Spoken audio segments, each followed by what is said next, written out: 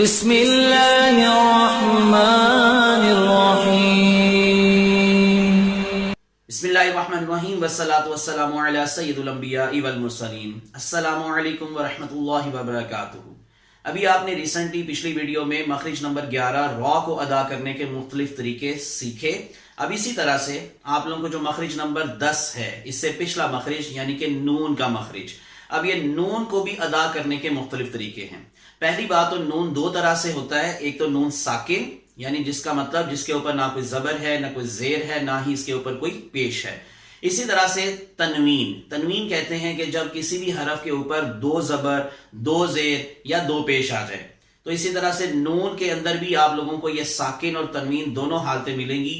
اب آپ لوگوں نے نون کو کب ظاہر کر کے پڑھنا ہے، کب آپ لوگوں نے اس کو کسی چیز کے ساتھ ملا کر یعنی کسی لفظ کے ساتھ ملا کر پڑھنا ہے، کب آپ لوگوں نے اس کو مخفی کر کے پڑھنا ہے یعنی کہ غنہ کر کے ادا کرنا ہے، جس میں اس کی آواز نہ آئے لیکن ہم لوگوں کو تھوڑا سا غنہ کرنا ہوتا ہے، ناک سے آواز نکالنی ہوتی ہے۔ تو یہ 4 طریقے ہیں نون کو ہمیں ادا کرنے، جن کو ہم بولتے ہیں اظہار، ادغام، اقلاب اور اخفاء۔ تو میں انہی 4 طریقوں کے بارے میں آپ سے انشاءاللہ ساری ڈیٹیل کے ساتھ بات کرتا ہوں تاکہ آپ کو نون کا جو مخرج ہے مزید اچھے طریقے سے کلیئر ہو جائے کہ ہمیں اس کو کب جو ہے وہ کس طرح سے ادا کرنا ہے۔ نون ساکن اور تنوین کو پڑھنے کا پہلا قاعدہ ہے اظہار، جس کا مطلب ہے ظاہر کر کے پڑھنا۔ یہ اس صورت میں ہوتا ہے کہ جب نون ساکن یا تنوین کے بعد اگر کوئی حروف حلقی میں سے کوئی حرف آ جائے، اور حروف حلقی اس سے پہلے آپ لوگ پچھلے اسباق میں پڑھ چکے ہیں، حمزہ، ہا، عین، ہا، غین، خا، اور یہ چاہے ایک کلمے میں ہو چاہے 2 میں، جیسا کہ انعمت منہم من آمنا کفوا احد۔ تو اس طرح سے آپ لوگوں کو جو نون ساکن ہے وہ ظاہر کر کے پڑھنا ہے، اور اسی طرح سے تنوین کو بھی ظاہر کر کے جب اس کے بعد حروف حلقی میں سے کوئی حرف آ جائے۔ اسی طرح سے دوسرا قاعدہ ہے ادغام یعنی دونوں حرفوں کو ایک کر دینا۔ اگر نون ساکن یا تنوین کے بعد یرملون کے 6 حروف یعنی یرملون یا را، میم، لام، واو اور نون میں سے کوئی حرف آئے تو ادغام ہوتا ہے، یعنی نون کو ان حرفوں میں اس طرح سے ملا کر پڑھتے ہیں کہ دونوں ایک ساتھ مشدد ہوتے ہیں۔ ادغام کی 2 اقسام ہیں، ایک غنہ کے ساتھ اور ایک بلا غنہ۔ غنہ کا مخرج بعد کے اسباق میں بھی آپ کو تفصیل سے بتایا جائے گا۔ ویسے غنہ کا مطلب ہوتا ہے ناک میں سے آواز نکالنا یا تھوڑا سا کھینچ کے لمبا کر کے تھوڑا سا پڑھنا۔ یہ اس صورت میں ہوگا جب لام اور را کے سوا جو یرملون کے 4 حروف ہیں یعنی کہ یا، نون، میم اور واو میں سے کوئی نون ساکن یا تنوین کے بعد آئے، جیسے من یقول من نشاء بحجارۃ من سجیل من وال۔ اسی طرح سے بلا غنہ، یہ درج بالا 4 حروف کے سوا باقی جو 2 حروف یرملون میں سے بچ جاتے ہیں یعنی لام اور را، جب ان میں سے کوئی حرف آئے تو پھر ہم اس کو بلا غنہ ادا کریں گے، جیسے ہدی للمتقین من ربہم۔ اب اس میں دیکھیں نون ساکن کو ہم لوگوں نے چھپا لیا اور میم کو را سے ڈائریکٹ ملا کر پڑھ لیا، من ربہم۔ ان کو ہدن للمتقین اور من ربہم پڑھنا غلط ہوگا۔ اب ایک اور بات کہ 7 جگہ پر یہ قاعدہ جاری نہیں ہوتا، جیسے قنوان، بنیان، دنیا، یاسین، والقرآن، نون، والقلم اور من راق۔